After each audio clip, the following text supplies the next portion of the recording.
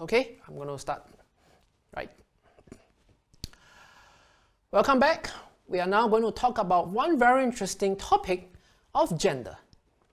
Gender is also a problem in the neo-Darwinism, in the whole idea of evolution. It, in fact, is very much ignored.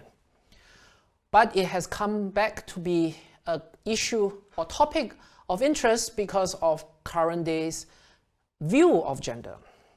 You know, a few years back, in fact, a couple of years back, if you just look at Facebook, one of the biggest social media that many people use at one point in time, now it's much less but still active, you will see that there are 56 gender options in Facebook. Right, and this news, as you can see, it's a few years back, right? This is pretty much in the 2014. And then again, it makes you wonder when you're trying to even key in something as simple as your own gender, which of these 46 do you actually belong? 56 options, right? We got to go back to the Bible and we got to realize that God is not the author of confusion, but of peace, as in all churches of the saints. Let us look at what current attacks we are facing. In this article in 2000 from the BBC News, some scientists have done a genetic tree to support their idea that life came out of Africa, or at least humans came out of Africa. So it's called the out of Africa hypothesis or scenario. But as they looked at the genetics, they found that our most recent paternal male ancestor would have been about 84,000 years younger than our female or maternal ancestor. So it's weird. I think the premise of this already told them that it's not correct to regard the male and the female as different species of the same kind. First of all, they came up with this idea that males were much younger than the females. The first male only appeared after 84,000 years. But then later on, as you see, more scientists started to do other research, and this is in 2013, that they tried to fix this and say that, well, you know, genetic Adam and Eve did not live too far apart in time. It's weird. You see how they start to go back to the book of Genesis, where first called them Adam and Eve. Second of all, they now recognize that both male and female must be together. They got this part right, but they are still wrong on the dates. Because when they start to look at it, they look at female as being around 99 and 148,000 years ago, 99,000 and 148,000 years ago, and that the Adam was around 120 to 156,000 years. So there's an overlap, so that makes sense. Why did the first one not make sense, where the female was 84,000 years older than the youngest male? Well, how can you procreate at that time? How do you have natural selection? How do you have the selection needed to choose or at least evolve your male gene? Then in science, you know, this is in 2015, in the Nature Genetics, the study published showed that the new age of genetic Adam at 174 to 321,000 years ago, whereas genetic Eve is around 200,000 years. Again, they say it's well within the margin of error. It's weird that male and females were regarded as different species requiring different evolutionary time. But you see, this is what the scientists say. It gives us enormous confidence to have a timeline that is similar. It's very weird and very odd, because any child who has a basic idea of procreation would be able to tell you that male and female, of course, must coexist at the same time to have offspring. So how do you have females evolving to males in the first place? Right? When you consider for natural selection, there is no selection pressure. If you can already procreate, there's not much need for another male of any animal to evolve in that sense. And remember, we talked about Haldane's dilemma, how long it takes to incorporate a single mutation or reasonable number of mutations into generations. It takes a very long time. and it's very little change, much less from the entire Y chromosome. And so these foundations of sand by these scientists is clearly shown, because they now admit that there's a problem of gender in evolution, that humans must evolve faster. So the question is it going to be as fast as creation at some point? You know, it is really weird, because if you don't have Adam and Eve at the same time, you cannot have natural selection and evolution. How did the first man come about? How did first copulation come about? How did the first group of women last 85,000 years? Right? Either they don't age or they don't die, but how did it come about? How did they reproduce? Are they proposing that the first woman lived 85,000 years long, or at least the last woman lived 85,000 years long to evolve into a man? Or can women produce asexually in parthenogenesis, as some people have proposed? Well, if so, then why not just continue that way? Why do you need men, right? And first of all, again, the question is, why are we treating male and female as different species? And so even if you can explain that for humans, how to explain that for all the other kind of creatures in the animal kingdom, in the plant kingdom of male and female? Or is it with other creatures that they can, but we do know that there is the barrier of kinds. So you see, we have all of these problems. But you see, when you leave the guideline of the Bible, you start to become fools, really. We have even fairly recent news. In 2006, where a British woman marries a dolphin. She married a cross species, and that's what, of course, there is no child. I would have loved to see the first mermaid, but we do know genetically it's not possible, and of course God put that barrier kind after kind. And we also have cases where this Dutch woman who will marry a dog after her husband, a cat, dies, right? And she's 41, and she's a Dutch woman who married her cat, said that she will marry her dog, Travis, because the cat died. And this is in 2015.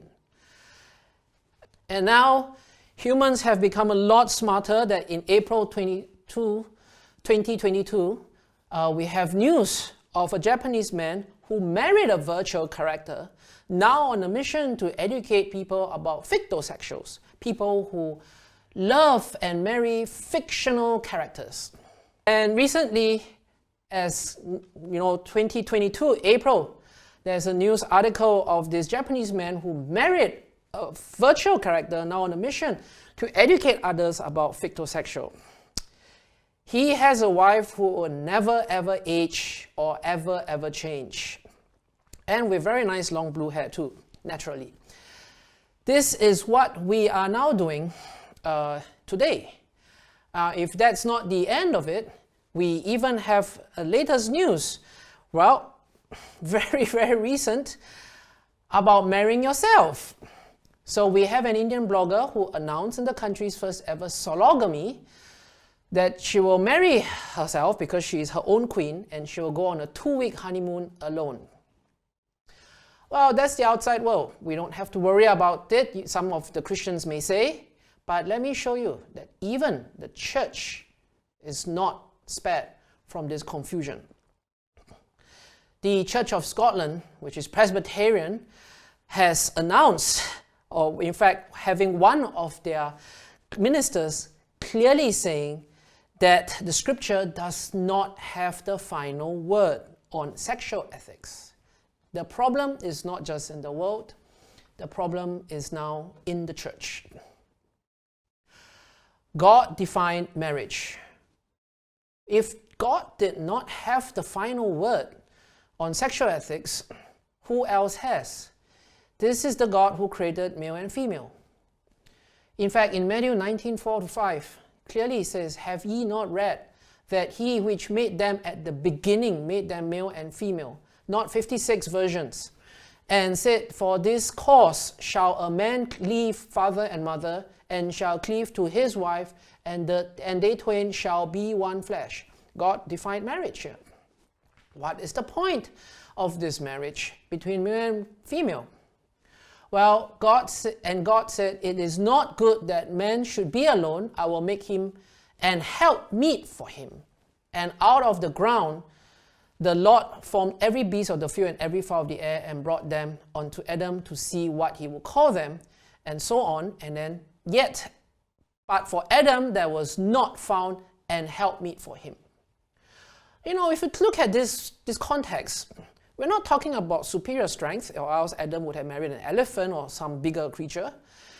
It is not simply, it is obviously a point of communication and a point of an intellect and capabilities to be of a helpmeet. In fact, the key here, male and female, we're talking about the same substance. And the rib which the Lord God had taken from man, right, and you can see, made he a woman and brought her unto the man. And Adam said, this is now the bone of my bones and flesh of my flesh, right? And she shall be called woman because she was taken out of man. And then later on, there can be one flesh. So the whole idea of being of the same substance to be one flesh.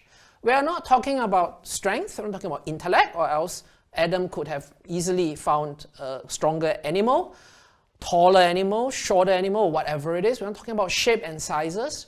We are talking about the same substance, right? Bone of my bones, flesh of my flesh, and they will become one flesh. You cannot put human flesh to become one flesh with elephant flesh or any other brilliant creatures in God's creation, right? If you look at the animal kingdom, or even the world, created world as we know, man is definitely not the strongest, fastest, cleverest. Okay, it's the smartest, cleverest in terms of sentience and consciousness. But there are many physical aspects that man is not at the peak. Man meaning humankind, right? We are not at the peak. We have less strength than many animals. We have less abilities than many of the insects even, right? We have less reflexes. So we're talking here about substance that Eve and Adam must be. So I'm sorry you cannot marry a dog and be one flesh with a dolphin or a dog, right? And so remember, Adam and Eve were created for paradise, and so every creature also, there is a male and female version. And all of them were to procreate after their kind, after his kind. And 10 times was this mentioned in Genesis 1. Remember again, the chromosomes have to come from one another and to form the different variety. Again, please remember, you are not going to breach kinds here, right? So they are both at the same time. So remember, when the intellect starts to tell you that man will evolve to women or women evolve to men or whatever it is, you know, they contradict themselves because they laugh at the Bible for having people with long lifespans like Methuselah, 969 years, but then they can propose hundreds of thousands of years apart between male and female. How to have that kind of period? Genesis gives you the best understanding to tell you that they were created at the beginning, right at creation week, right? And then thereafter, there was the fall, there was the death of Adam and the flood and Abraham. The Bible timelines are much more sensible than all these genetic clocks and molecular clocks, whatever you can derive from that. In fact, the Bible genealogies give you a good chronology of the beginning up to the later stages of the biblical story. If you look at the parts where people don't like to read, the who begat, who begat, who begat, who and when, you know, you can string them up and do a very good calculation, as shown in this chart very simply, that you can calculate the timeline. So you have approximately 2,000 years from Adam to Abraham, Abraham to Jesus, another 2,000 years, and we are around 2,022 years or so after Christ. And so some people would say, well, okay, let us look at how age is described in the Bible. Some people would say, okay, let's look at Genesis 6:3. Remember, we go back to Genesis 6:3. The Lord said, my spirit shall not always strive with man, for that he also is flesh, yet his days shall be 120 years. Some take this as the timeline given for Noah to build the ark. That many Christians have taken this view, that this verse describes the time zone or time period to build the ark. But the ark would actually only take about 55, 75 years to be built. You can read about this from the timeline from Answers in Genesis, where they actually built the life-size Noah's flood ark according to the biblical dimensions. And you will see that it would have taken, they hypothesized that it would have taken only 55 to 75, not 120 years. So Genesis 6 is not referring to the time lifespan given for the ark to be built. It is more of a human lifespan. But this is where I know a lot of contention will come, so let us talk a little bit about lifespans here. We can see that the lifespans began to shorten after the flood. Right? Of course, we know that the flood is a geological, massive catastrophe that has changed our environment and even our climate as we know it back then.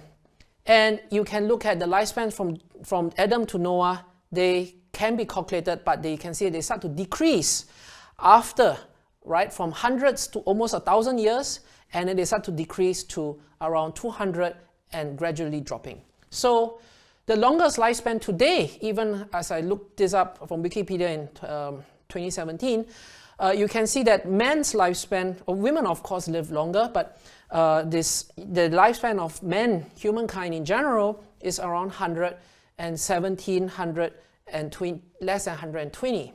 Right? You can see that these lifespans on the right here, the age are 116, and so on and so forth for men, and 117 for women, and so on.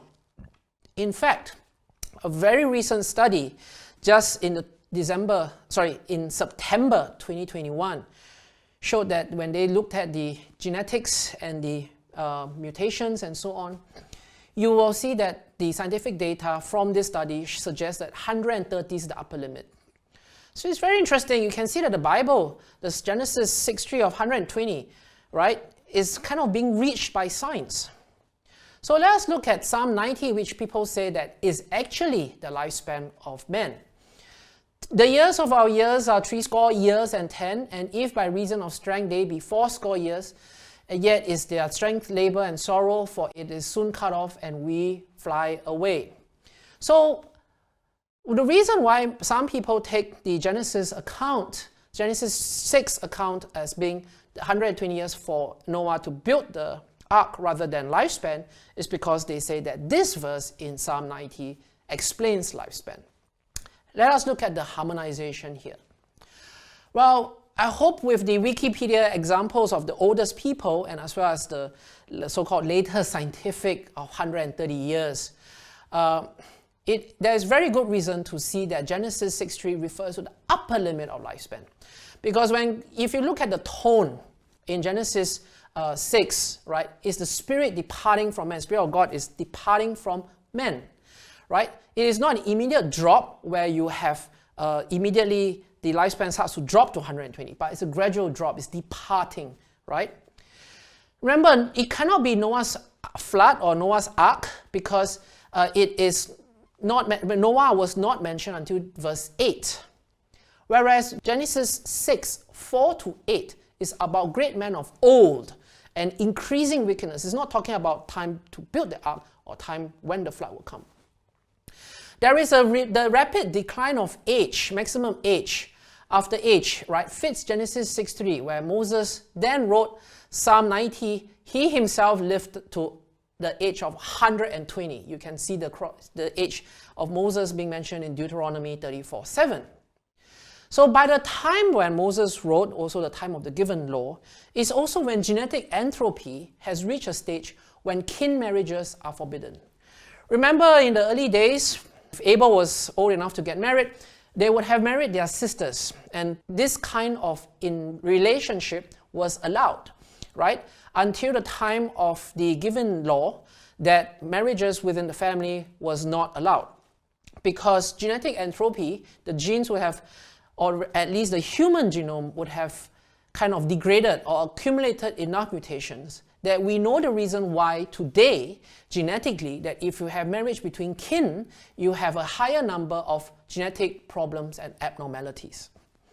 So the time of Moses was also where the genetic entropy has probably reached the stage where kin marriages were forbidden, but this entropy also underlined likely the kind of shortening of man's lifespan.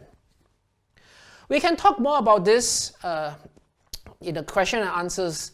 You can write to me and so on and so forth, but this is how harmonization of Genesis 6:3 and Psalm 90 can be done when it talks about the age, or rather the lifespan of people. You can read some more about this kind of understanding from books as well as creation.com. But remember, we have to give a reason. We have to give an answer to every man that asks you a reason of the hope that is in you with meekness and fear.